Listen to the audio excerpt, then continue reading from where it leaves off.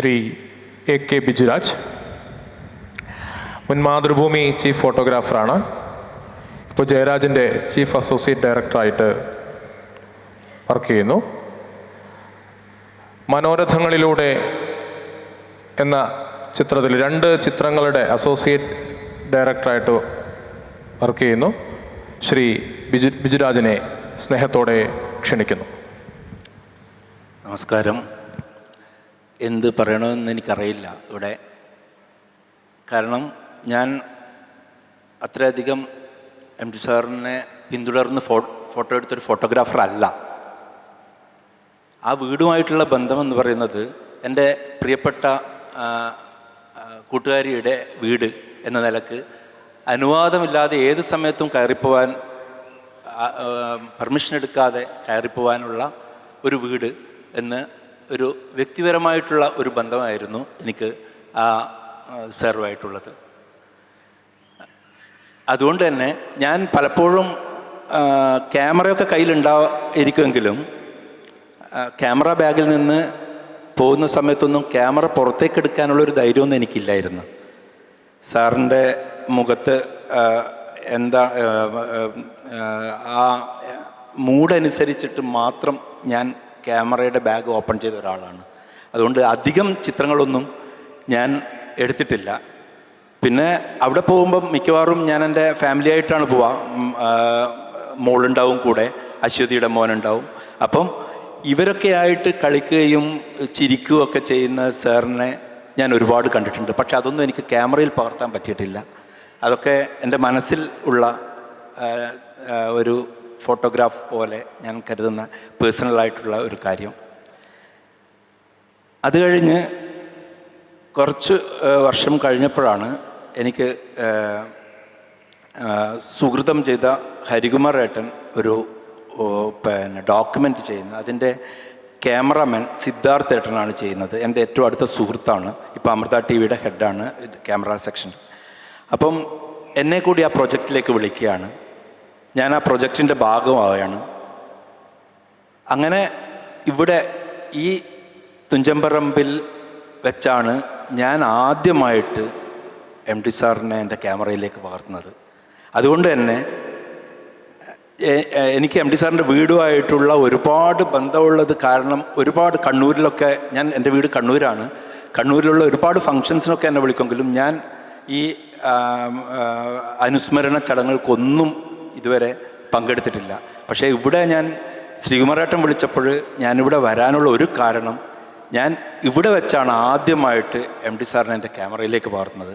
അന്ന് സാക്ഷിയായിട്ട് എനിക്ക് തോന്നുന്നു മുസ്തക്ക ഇവിടെ ഉണ്ടായിട്ടുണ്ടായിരുന്നു. മുസ്തക്ക എടുത്ത പടങ്ങളിലാണ് ഞാൻ പലപ്പോഴും മൈക്ക് പിന്നെ ഷർട്ടിൽ കുത്തിക്കൊടുക്കുകയും എം ടി സാറുമായിട്ട് സംസാരിക്കുകയൊക്കെ ചെയ്യുന്ന കുറേ ചിത്രങ്ങൾ ഈ അടുത്ത കാലത്ത് എനിക്ക് മുസ്തക്ക അയച്ചു തന്നതാണ് എനിക്കത്.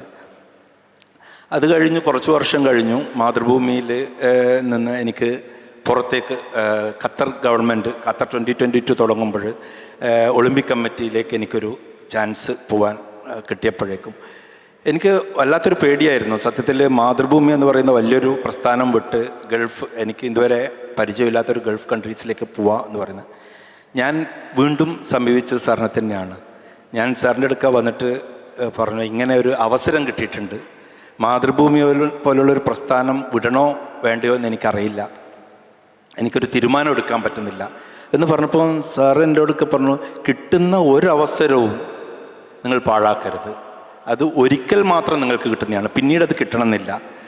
എന്താ പ്രശ്നം എന്ന് ചോദിച്ചു. ഞാൻ പറഞ്ഞു, ഗൾഫ് എനിക്ക് അറിയാത്തൊരു മേഖലയാണ്, മാതൃഭൂമി പോലെ ഒരു സുരക്ഷിതമായ സ്ഥലത്ത് നിന്ന് അവിടെ പോയി അവിടെ ജോലിയില്ലെങ്കിൽ ഞാൻ പണിയില്ലാത്തവനായി മാറും.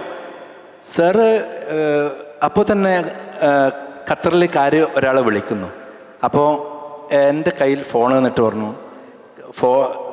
ഇതിൻ്റെ അപ്പുറത്ത് ഇരിക്കുന്നത് ബാബു മേത്തർ എന്ന് പറയുന്ന ആളാണ്, അവിടെ ഖത്തർ ട്രിബ്യൂണിൻ്റെ എഡിറ്ററാണ് ആൾ, ഒന്ന് സംസാരിക്കുക എന്ന് പറഞ്ഞു. അപ്പോൾ ബാബു മേത്തർ എന്നോട് സംസാരിക്കുന്നത്,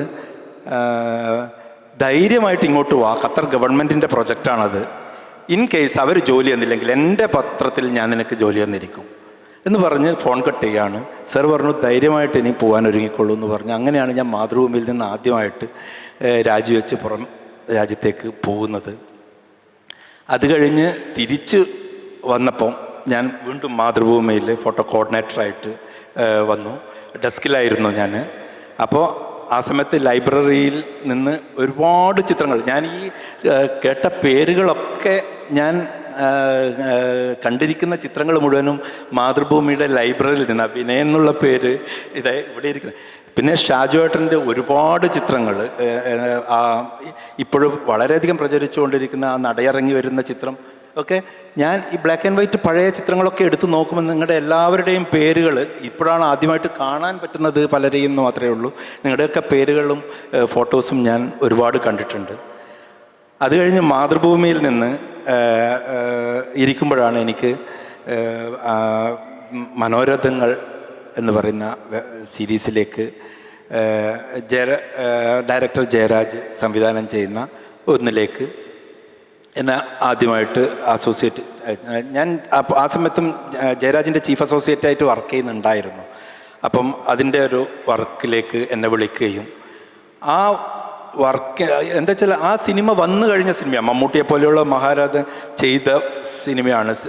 അപ്പം അതുപോലെ വീണ്ടും ആവർത്തിക്കരുത് എന്ന് കരുതിയിട്ട് അശ്വതിയായിട്ട് സംസാരിക്കുകയും സാറുമായിട്ട് മീറ്റ് ചെയ്യുകയും സാറ് പറഞ്ഞിരുന്ന ഒരുപാട് കാര്യങ്ങളിൽ നിന്ന് പിന്നീട് ആ അന്ന് ചെയ്ത സിനിമയിൽ നിന്ന് തികച്ചും വ്യത്യസ്തമായിട്ട് മറ്റൊരു സിനിമ അതിൽ ചെയ്യാൻ സാധിക്കുകയും ചെയ്തത്. പിന്നെ സാറ് തന്നെയാണ് അതിൻ്റെ ബാക്കി എങ്ങനെ അത് മാറ്റണമെന്നൊക്കെ പറഞ്ഞത്. ആ മീറ്റിങ്ങുകളൊക്കെ സാറിൻ്റെ പഴയ കഥകളും ഇതൊക്കെ കേട്ടിരിക്കാൻ എനിക്ക് സാഹചര്യം തന്നു. അത് കഴിഞ്ഞിട്ട് സാറിൻ്റെ മകള് ആദ്യമായി സംവിധാനം ചെയ്യുന്ന, അതെനിക്ക് വലിയൊരു കാര്യമാണ്. ഞാൻ ഇത്രയും 10-20 വർഷമായിട്ട് എൻ്റെ സിനിമാ ഫീൽഡിൽ ഞാൻ വർക്ക് ചെയ്യുന്നുണ്ടെങ്കിലും എൻ്റെ ജീവിതത്തിൽ ഏറ്റവും വലിയ കാര്യം സാറിൻ്റെ സ്ക്രിപ്റ്റിൽ സാറിൻ്റെ മകള് തന്നെ സംവിധാനം ചെയ്യുന്ന ഒരു ചിത്രത്തിൽ എന്നെ ചീഫ് അസോസിയേറ്റായിട്ട് എന്നെ വിളിക്കുക എന്ന് പറഞ്ഞു കഴിഞ്ഞാൽ എനിക്കേറെ അഭിമാനമുള്ളൊരു കാര്യമാണ്. അതിൽ ജോലി ചെയ്യാൻ പറ്റി. ഒരുപാട് അതിൽ നന്ദി അശ്വതിയോടാണ്. അപ്പം അങ്ങനെ ആ സിനിമയും പൂർത്തിയാക്കിയപ്പോൾ മനോരഥങ്ങളിൽ എനിക്ക് തോന്നുന്നു ഒരു പടത്തിൽ വർക്ക് ചെയ്തവരെ മറ്റൊരു പടത്തിലേക്ക് സാധാരണ പിന്നെ സരിഗമ പരിഗണിക്കാറില്ല. പക്ഷേ ഞാൻ 2 സിനിമകളുടെ ചീഫ് അസോസിയേറ്റായിട്ട് എനിക്ക് വർക്ക് ചെയ്യാൻ പറ്റി സാറിൻ്റെ സ്ക്രിപ്റ്റിൽ. പിന്നെ അതൊക്കെ കഴിഞ്ഞ് പിന്നീട് സാറിന് അസുഖം വന്നപ്പോഴും എനിക്ക് തോന്നുന്നു അന്ന് സാറ് മരണപ്പെടുന്ന രാത്രി അശ്വതിയാണ് എന്നെ വിളിക്കുന്നത്. അച്ഛൻ പോയി, നീ പെട്ടെന്ന് വരാവോ എന്നുള്ളൊരു ചോദ്യം മാത്രമേ ഉണ്ടായിരുന്നുള്ളൂ. ഞാൻ ഒരു നിമിഷത്തിൽ, ഞാൻ കണ്ണൂരിലാണ് ആ സമയത്ത്, ഞാൻ അപ്പോൾ തന്നെ ഞാൻ പറഞ്ഞു ഞാൻ എത്തിയിരിക്കും എന്ന് പറയുകയും ഞാൻ ഒരു നിമിഷം ചിന്തിച്ചു, എൻ്റെ ക്യാമറ കയ്യിലെടുക്കണോ? കാരണം ഞാനൊരു പ്രൊഫഷണൽ ഫോട്ടോഗ്രാഫറാണ്. ഞാനൊരു ക്യാമറ കയ്യിലെടുക്കാതെ പോകുന്നത് എൻ്റെ പ്രൊഫഷണൽ ജീവിതത്തിന് ഭയങ്കരമായിട്ട് മോശം ചെയ്യുന്നൊരു കാര്യമാണ്. ഞാൻ 1-2 തവണ ആലോചിച്ചു. പിന്നെ ഞാൻ തീരുമാനിച്ചു ആ തെറ്റ് ചെയ്യുന്നതിൽ കുഴപ്പമില്ല, ഞാൻ ക്യാമറ കയ്യിലെടുക്കുന്നില്ല, ഞാൻ അശ്വതിയുടെ സുഹൃത്തായിട്ടാണ് ഞാൻ അങ്ങോട്ട് പോകുന്നത്, ഒരു ഫോട്ടോഗ്രാഫറായിട്ടല്ല എന്ന് തീരുമാനിച്ച് ഞാൻ കണ്ണൂരിൽ നിന്ന് കോഴിക്കോടേക്ക് വിടുകയാണ് ചെയ്യുന്നത്. ഇതാണ് എൻ്റെ ആ വീടും സാറുമായിട്ടൊക്കെയുള്ള ബന്ധം. ഒരുപാട് ചിത്രമെടുത്തുകൊണ്ടുള്ള ബന്ധമല്ല, നേരെ മറിച്ച് ആ വീട് എനിക്ക് കൂടി ഏത് സമയത്തും കയറിപ്പോവാനും അനുവാദമില്ലാതെ കയറിപ്പോവാൻ പറ്റിയ ഒരു വീടായിട്ടാണ് ഞാൻ കരുതുന്നത്.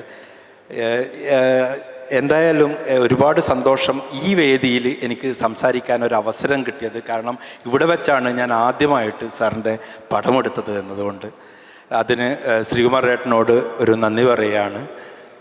ഇതിനടുത്ത ആൾക്ക് ഞാൻ കൈമാറുകയാണ്.